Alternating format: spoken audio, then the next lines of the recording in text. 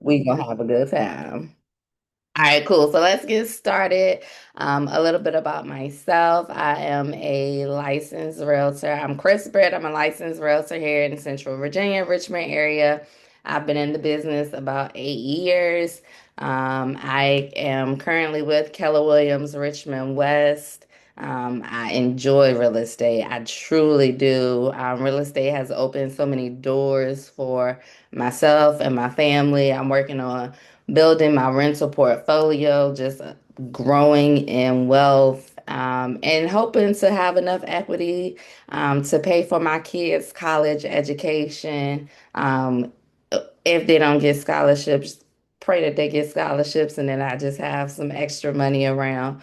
But you can use home ownership to really just fuel so many different things. So, that's my little spiel. Of course, once you buy something, you get to build equity, and you can use that to either purchase your next home, a rental property, or all of those things. So, I am a total fan of real estate.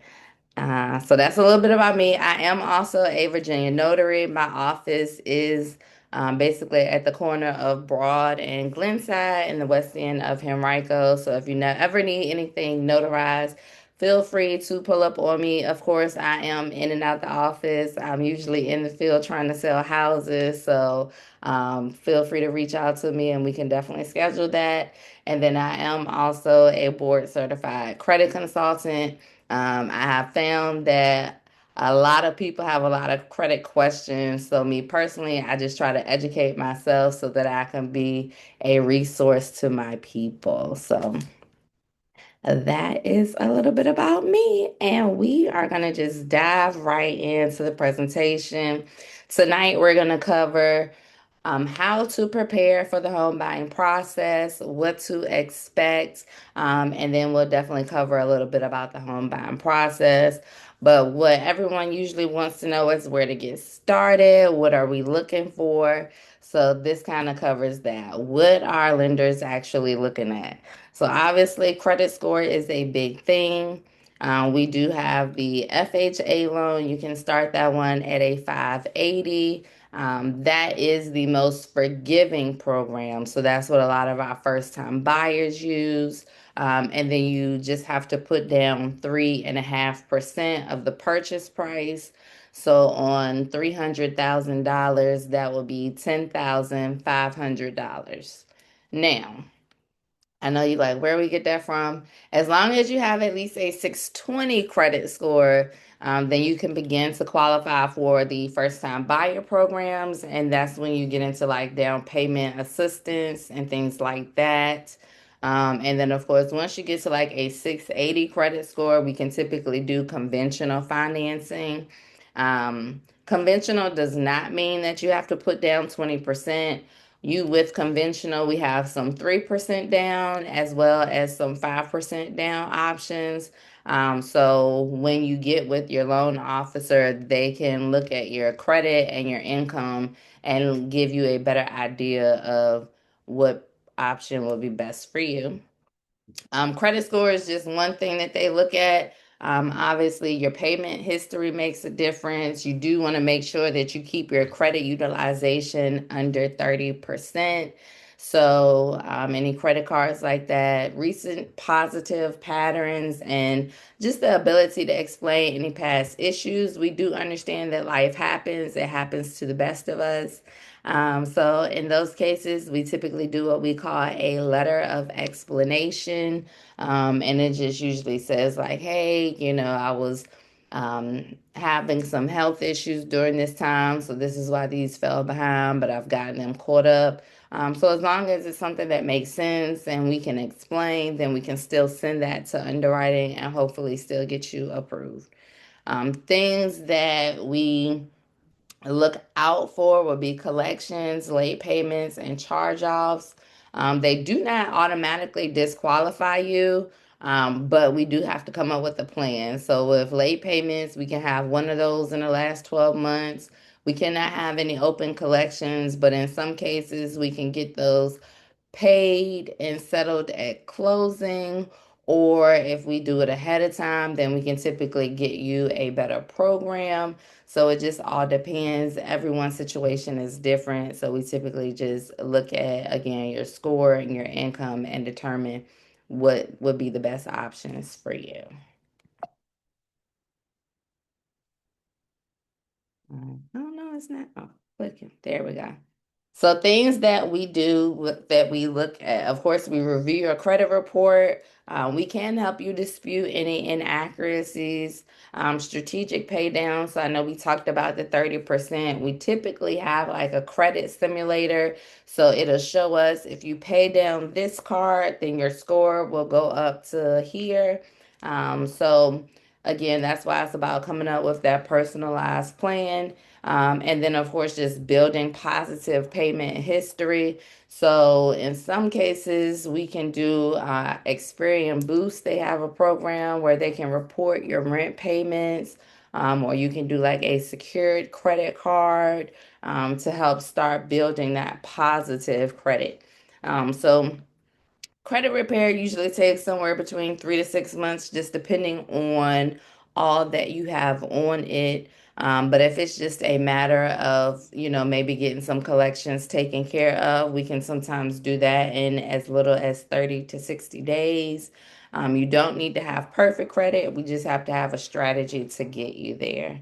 I will say another thing that we do typically talk about with collections, and I'm just giving you this because y'all are here this evening with us. So we do have what we call a pay to delete. And basically, you can settle with them for a lesser amount and have the negative item removed from your credit report. So that is, another option that we can use to make sure that we get your score where it needs to be. Any questions on credit and that side of things? All right. And then keep in mind, I just be rolling. So if you have any questions, hop off of mute and just chime right in. All right. So once we look at your credit, your income, and then of course calculate your debt to income ratio, that's when you would get the pre-approval letter. The pre-approval letter tells you what your shopping budget is. If you go on, say, Rocket Mortgage and type in some numbers that give you a pre-qualification letter, before a full pre-approval, they're going to verify your income, your assets, and your credit. And so that way you're more likely to actually make it to closing because they know that you have the funds, you have the cash to close, and all of those things. As far as documents that you need to gather, you're going to need 2 years of tax returns, 30 days of pay stubs, 2 months of bank statements, of course, your photo ID, social security card, and proof of employment. I also like to add if you receive like any disability, social security, all of those things, then you would just want to include your award letter. So basically, the idea is that you're able to provide documentation for any funds that you intend to use in the transaction. Another one that I see a lot of sometimes is 401k statements. If you plan to pull from your 401k to put towards your down payment or closing costs, then they will typically need to see that statement. Your pre-approval letter is good for 60 to 90 days. And we can always refresh that with updated bank statements and pay stubs. But things that you do not want to do that will affect your buying power and opportunity would just be switching jobs midway through, opening new credit accounts, and that does include like furniture stores, car notes, Macy's cards, all of those things. You do want to stay away from those. And I will even throw this in just because it's been coming up a little bit more here recently. We want to stay away from cash advances and the payday advances. I understand, from my understanding, you can get these things from like apps, and some of your employers are even offering them. But you want to stay away from them in this process because you want to show the lender and the underwriter that you can live off of the income that you have coming in and that you're not spending more than you're actually bringing in. So just keep that in mind. All righty. So then this just kind of talks about the different loan types. And I know we had some people just join. Don't worry, it is recorded. I'll be sure to get the recording out. It usually comes out like the following morning just because it has to upload to the computer and all that fun jazz. But I will make sure that everyone that is here this evening does get a copy of the recording.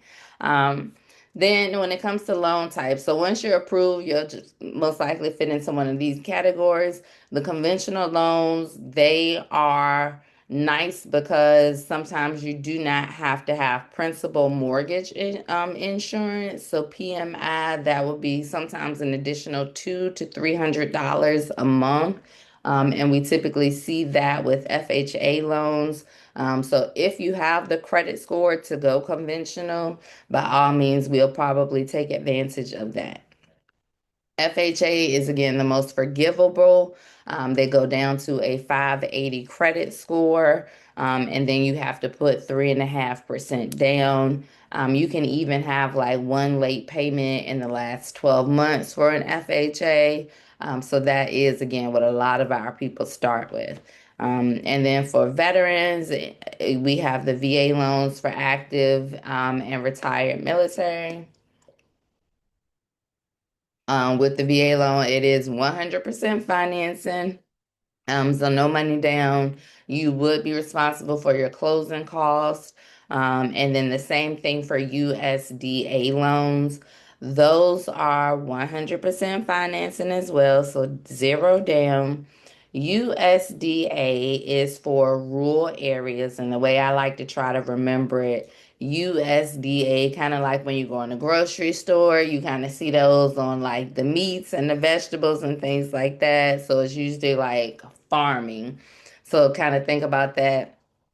For us, we don't have any necessarily in Richmond City, but we do have USDA loans in some areas of Chesterfield, Powelton, Dinwiddie. So if you're thinking kind of along the outskirts of the city, then we can certainly explore those options. Again, it is 100% financing, so that's why some people do, like to take advantage of that.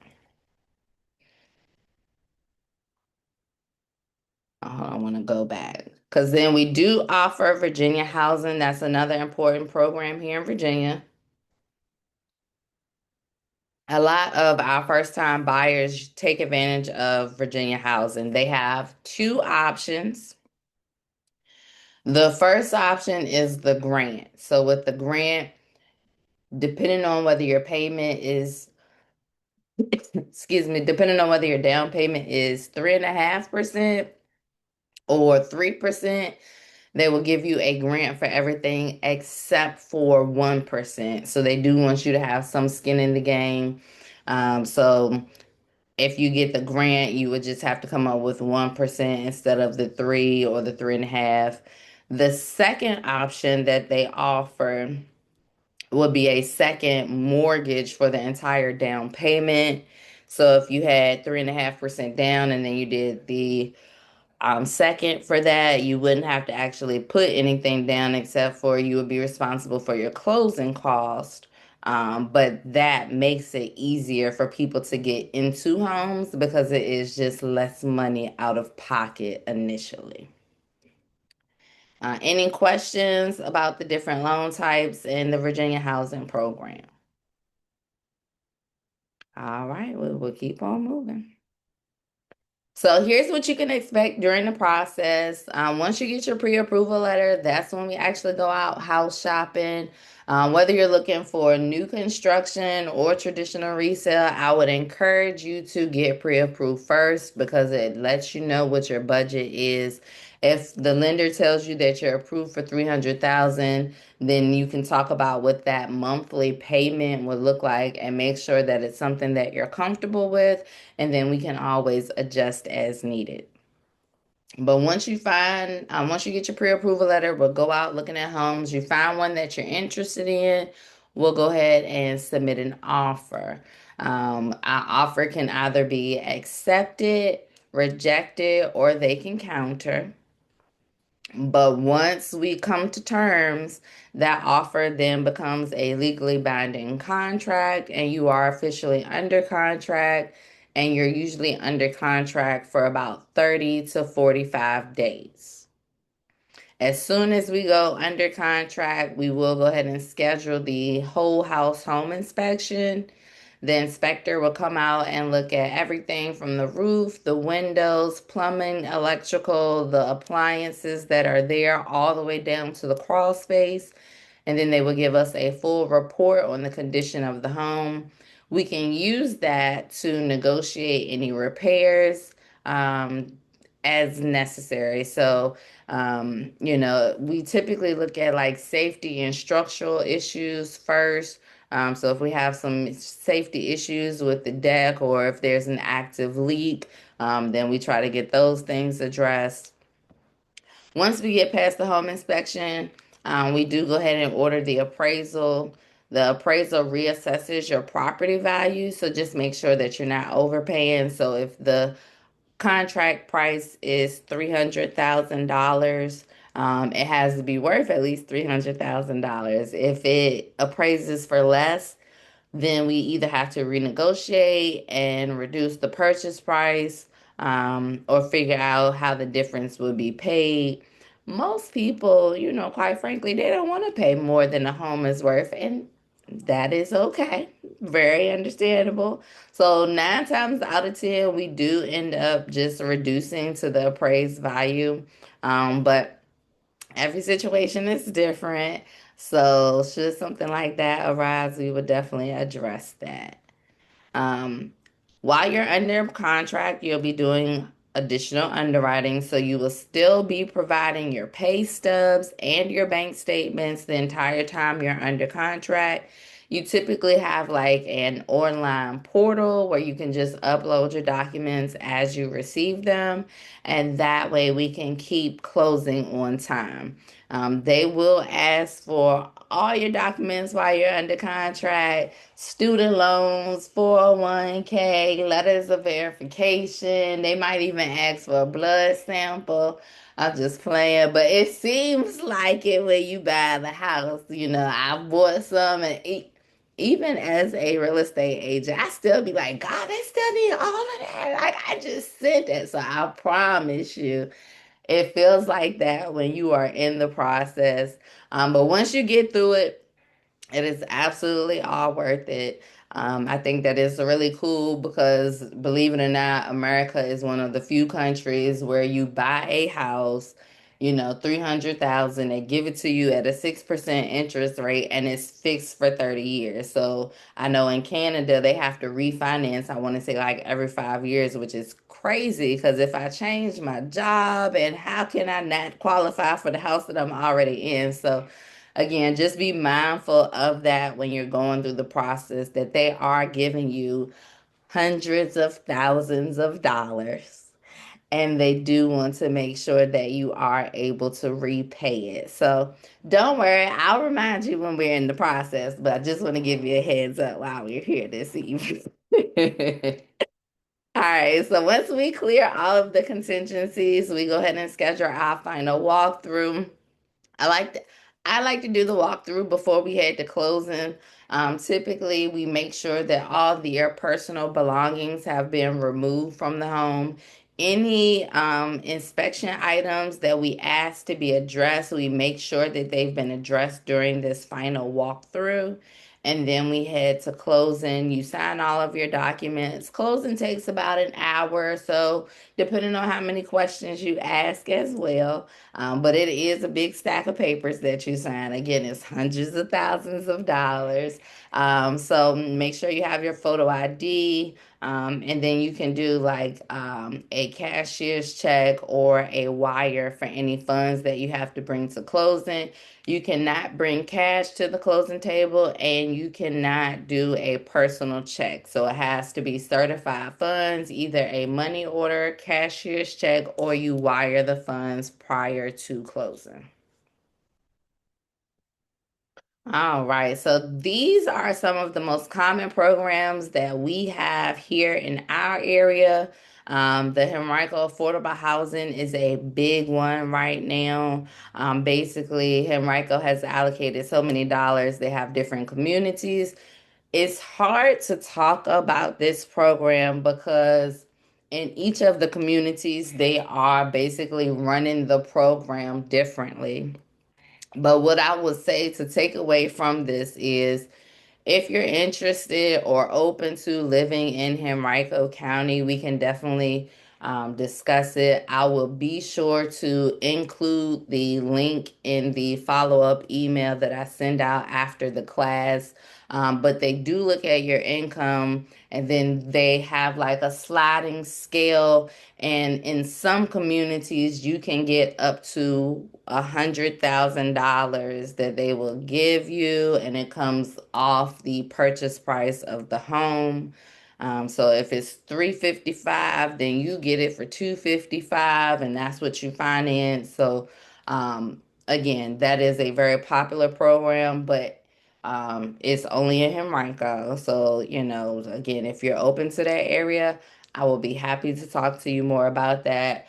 We can also stack that. I know Henrico does have a program where if you are a Henrico County employee and you purchase in Henrico, they'll even give you additional money to it. So they do have some pretty nice things going on over there in Henrico. I gotta give it to them. You know what I'm saying? I like to keep it real, and I mean they making it affordable out there, so I give them that. Another one that we look into is builder incentives. So a lot of times when you do new construction, they build the houses, they're sitting, they want to sell these houses, so they do offer incentives. So they will either like pay 10, 15, $20,000 towards your closing costs, or they can buy down your interest rate. So they do offer different incentives. Typically, you have to use their loan officer and their title company to get the incentives. But as long as you've already gone through the pre-approval process, you already know what you can afford. And so, just uploading your documents to their lender to take advantage of the incentives at that point is not a big deal. We have the FHLB grant funds, Federal Home Loan Bank. Oh, excuse me. That one is, I guess you could say, seasonal. So we get those funds maybe 3 or 4 times a year. We are coming up on the season where we get them. It's usually somewhere around September, October. But anyway, they provide, it's really between five.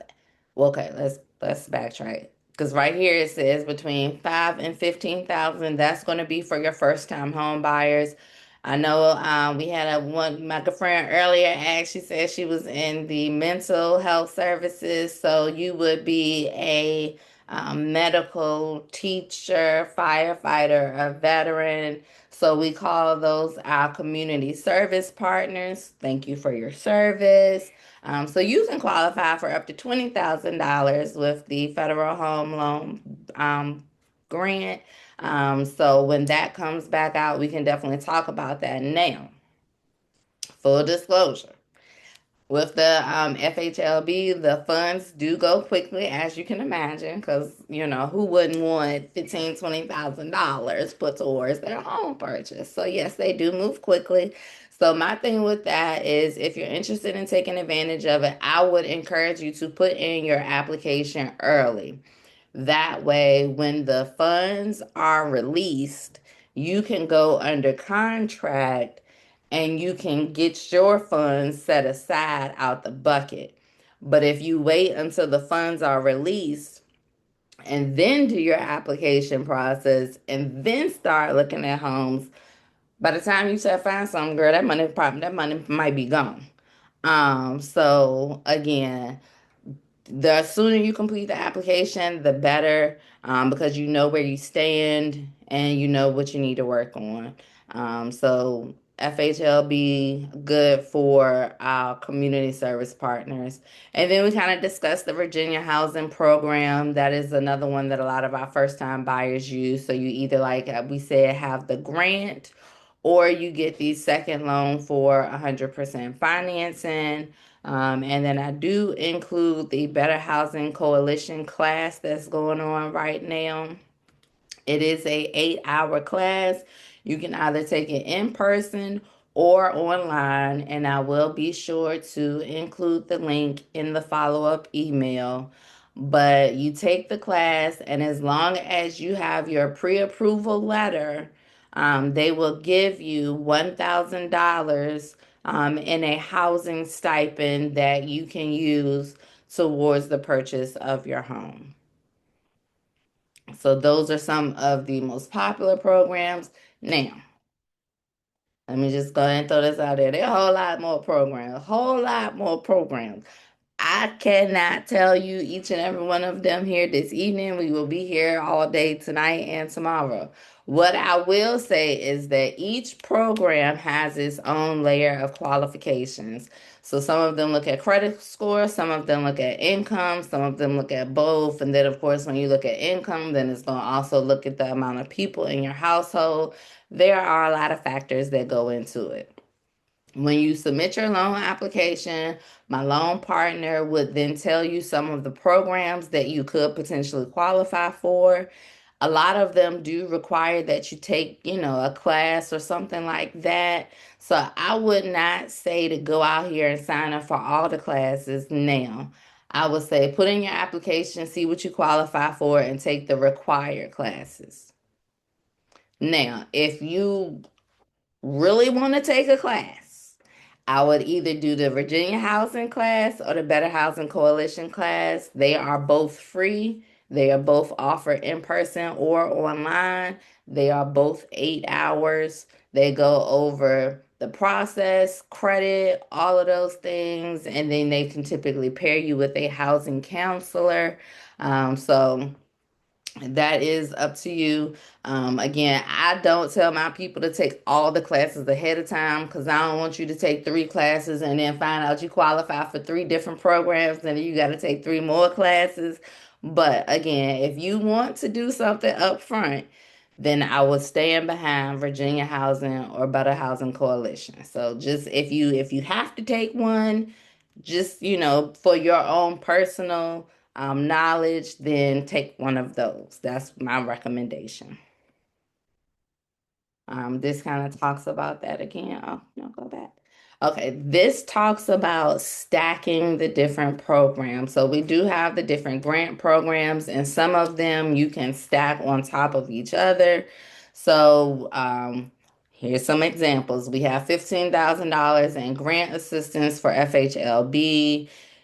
If you buy something and you have 100% financing or grant options to cover that, then you can use the grant option for closing costs. Closing costs is separate from down payment. Your closing costs is going to be your loan origination fees. It's going to be your taxes, your insurance, your attorney fees, all the fees that go into getting the transaction completed. That is usually about 3% of the purchase price. So we can get the grants to help cover that. And then, for example, if it's 10,000, you have 5,000 left over, you can use some of that to buy the rate down. So it just depends on how you divide it. Um, okay, again, they do look at income. All of the first time buyer programs, you have to either never owned a home or as long as you have not owned a home in the last 3 years, then you qualify as a first time buyer again. Most of them, you do have to take the education courses. You have to have at least a 620 credit score in order to qualify for the first time buyer programs. And in order to take advantage of the first time buyer programs, it does have to be your primary residence. It cannot be an investment property. Now, when you hit the lottery and you want to buy a new, bigger house, you can turn it into an investment property. That is fine. But for your initial purposes, when you move in, it does have to be your primary residence. So just throwing that out there. And you can stack them. So I know my favorite story. I had a lady take advantage of the Henrico Affordable Housing Program. So she got the $100,000 in grants from Henrico. The builder, because, oh, I forgot to tell you, all the Henrico Affordable Housing programs are new construction homes. So that's nice. The builders again usually offer an incentive. So she got the 100,000 from Henrico. The builder gave her $20,000 in seller concessions incentives, and then she did the Better Housing Coalition class. So she got the $1,000 in grant funds for a grand total of $121,000 in grant funds. Now, I should have put that here in fine print. Results not typical for everybody, but I will say that it really just depends on your situation. If you're interested in Henrico, by all means, we can do this. We can rerun that for sure. So we will have those one-on-one conversations. Let me know what you're looking for, what you're interested in, and then we can find a program that matches what you're looking for. So what we do to kind of help you in the process is whether you're ready now, we can go ahead and start the application, get you approved. It usually only takes 2 or 3 days to get your pre-approval letter as long as you submit all of your documentation in a timely manner. If you are 3 to 12 months out, say your lease, ends in February of next year, that is fine. I would encourage you to still put in the application. I encourage everybody to put in the application. We start with a soft pull so it does not impact your credit score. It is a free conversation to have, but when you do the application, you know where your credit score is. We can tell you if there's one or two things that you need that you can tweak that will put your credit score in the next tier where you would then be able to take advantage of a better rate, the first time buyer programs, or even a conventional loan so you can save on the principal mortgage insurance. So it really just depends. But I would encourage you to have the conversation early because unfortunately, I see it happen too often. You have to put in your 60-day notice. So you come to me on day 70 and you say you want to buy a house, and then you put in your application, and we have to take care of just one or two collections, and we can get those things cleared up in 30 days, but you don't have 30 days at that point. So that is why I cannot stress enough. Complete the application. I will include it in the follow-up email, and see where you stand. That way, again, if there is something you need to work on, we can come up with that personalized plan to get you where you need to be so that when it is time for you to start looking, you can actually start looking and not start working on your credit. We do have a full team. So, of course, my lender will go over your credit report with you. Small things we can definitely help you with, inaccuracies, disputes, even taking care of one or two collection accounts. Anything more than that, absolutely. We do partner with a couple of credit repair companies. You can do credit repair yourself if you want them to do it for you. Obviously, it is a fee, but some people just prefer to do it that way. And then obviously, we do offer that real estate guidance once you're ready. So we'll make sure that we know what you're looking for, show you homes that meet that criteria, and then, of course, negotiate for you, try to get you closing cost assistance or a home warranty, all of those things that we can negotiate within the contract. So that kind of wraps up the process in a nutshell. I will send out the recording, the slides, and the follow-up email with the link to the affordable housing and the Better Housing Coalition. Here's all of my information here.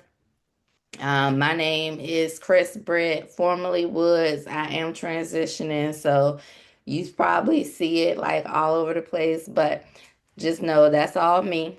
And if you want to book a consultation, you can scan the QR code. You can go to my website. Really and truthfully, the best way to get in touch with me is just going to be old school call or text me. My phone right here. Okay, I answer it most of the time. I'm usually available between 8 a.m. and 8 p.m. So I'm very responsive. My people will tell you that is one thing I pride myself on, communicating. I can't control everything in the transaction, but I can control how quickly I get back to you. So I do try to take ownership of that. But other than that, let's schedule some one-on-one time to discuss your home goals and see what we need to do to get you where you need to be. Any questions, concerns, or outbursts that you want to share this evening? This was great. Good. Okay. Thank you. Glad that you got the information. So, just a little bit about my process. We went through this here.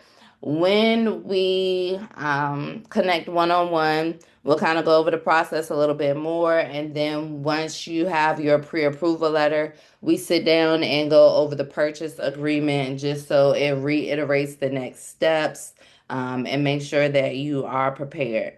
Um, Oh no, I just realized one of my slides is missing.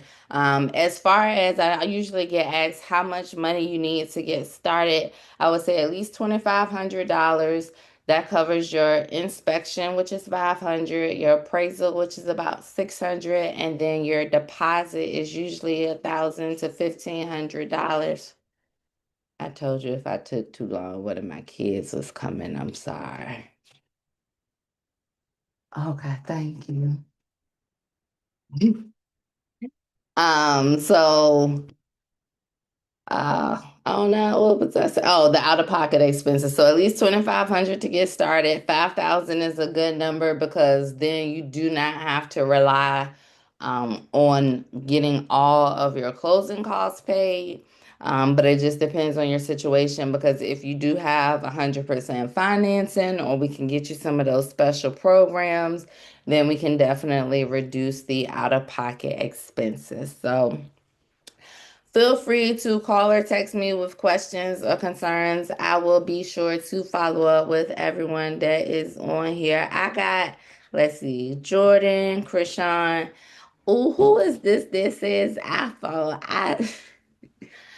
I'm gonna make sure I send out the reminders and I want to know who I send it to. So iPhone, if you can let me know who you are, or at least drop your name in the chat. I would greatly appreciate it. Other than that, that is it. That is all that I have for y'all this evening.